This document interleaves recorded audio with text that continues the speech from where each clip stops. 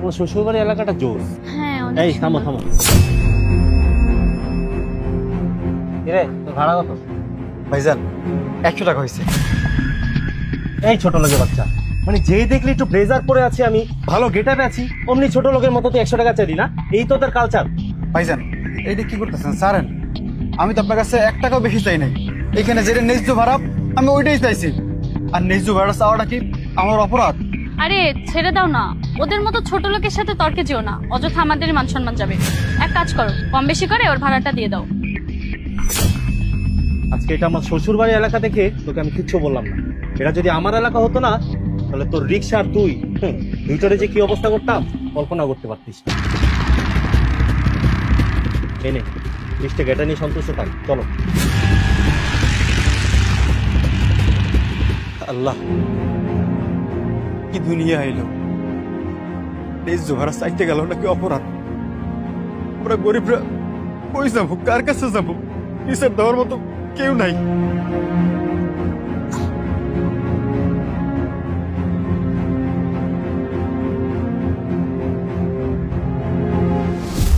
কি ব্যাপার মা, তোমার মেয়ে কোথায়? তোমার মেয়েকে তো দেখছি না। মা এই তো ওরা চলে আসছে। কেমন আছিস মা? এই তো ভালো আছি, তোমরা? ভালো আছি মা। আপু, দুলা ভাই, তোমরা কেমন আছো? আমাদের মতো মানুষ ভালো থাকবে না তো তোর স্বামীর মতো মানুষ ভালো থাকবে নাকি?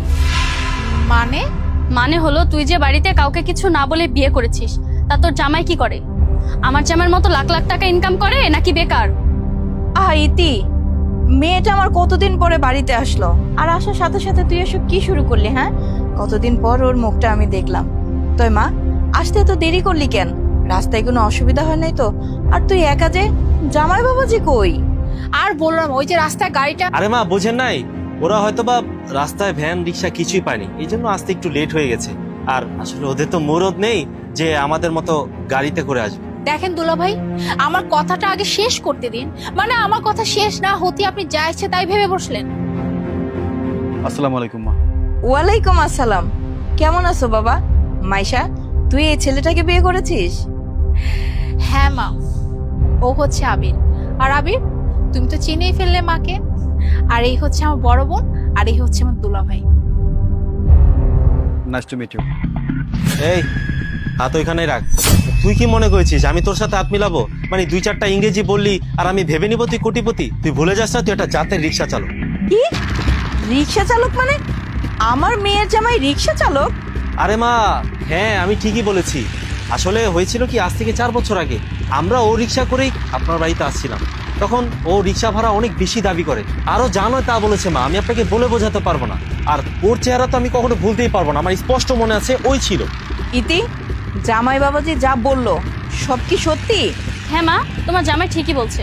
এই রিক্সা চালকের বাচ্চা তোমার জামাইয়ের মুখে মুখে তর্ক করেছিল, আর জানো বেশি টাকা দাবি করেছিল। আমার ঠিক সবকিছুই বোঝা হয়ে গেছে।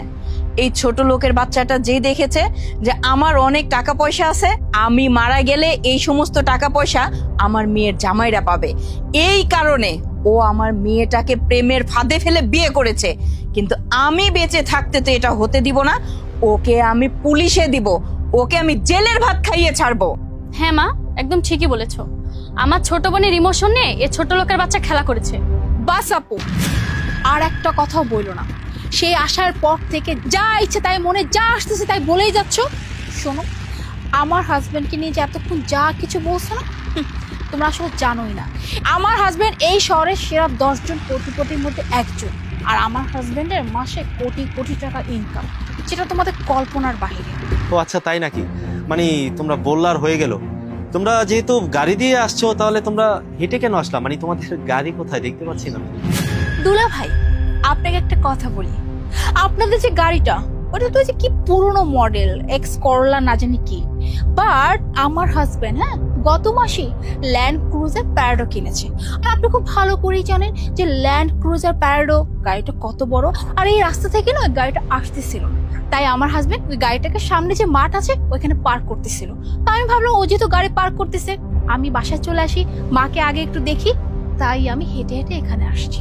কিন্তু এই ছেলে তো রিক্সা চালাতো, আমরা নিজেও রিক্সা চড়েছি। হ্যাঁ আপু, আপনি ঠিকই ধরেছেন। আমি রিক্সা চালক ছিলাম 4 বছর আগে। লেখাপড়া শেষ করে কোনো চাকরি পাচ্ছিলাম না। গরিব ঘরের সন্তান তো, চাকরি নিতে গেলে অনেক টাকা লাগবে, তাই সংসারের হাল ধরতে রিক্সা চালাই। কিন্তু হঠাৎ করে একদিন ভাগ্যটা বদলেছে, আমি একটা চাকরি পেয়ে যাই, 40,000 টাকা স্যালারি। কিছুদিন চাকরি করার পরে আমার স্বপ্ন ছিল যে আমি একটা বড় বিজনেস করব, তাই টাকা জমিয়ে বিজনেস শুরু করি। আল্লাহর রহমতে সেই বিজনেসে আমি সফল হই। তারপর আস্তে আস্তে এই শহরের একজন বড় বিজনেসম্যান হয়ে উঠি। বুঝতে পারছি বাবা, মানুষের জীবনে অতীত থাকতেই পারে। কিরে মাইশা, তুই জামাই বাবাজিকে কি এইখানে দাঁড় করে রাখবি, ভিতরে নিবি না? আয় এই জামাই কিনে ভিতরে চল। তাই না মা, এখন একেবারে মুখ থেকে রসগোল্লা সুন্দর মতো পড়তেছে আমার জামাইয়ের জন্য। একটু আগে তো আমার জামাইকে দেখতেই পারছিল না, কত কথা বলছিল। আর যেই শুনেছো যে আমার জামাই এই শহরের সেরা 10 জনের মধ্যে একজন কোটিপতি, তার ল্যান্ড ক্রুজার প্যারাডো গাড়ি আছে, কোটি কোটি টাকা মাসে ইনকাম, অমনি একেবারে জামাই বাবাজিকে নিয়ে কেন দাঁড়িয়েছে ভিতরে চল। এসব শুকনা পিড়িতে না আর দেখাইতে হবে না, আমি খুব ভালো করে বুঝে গেছি যে তোমরা আসলে কিসে সম্মান করো, মানুষকে না টাকাকে। যাই হোক, আসছিলাম অনেক খুশি মনে আমার জামাইকে নিয়ে তোমাদের সাথে দেখা করার জন্য, গল্প করার জন্য, কিন্তু আজকে যা দেখলাম, এনিওয়ে আমি আর একটা মুহূর্ত না আমার এই কোটিপতি জামাইকে নিয়ে তোমাদের মতো এই ছোট লোকদের মাঝে একটুও থাকবো না। আবির, এখান থেকে চলো।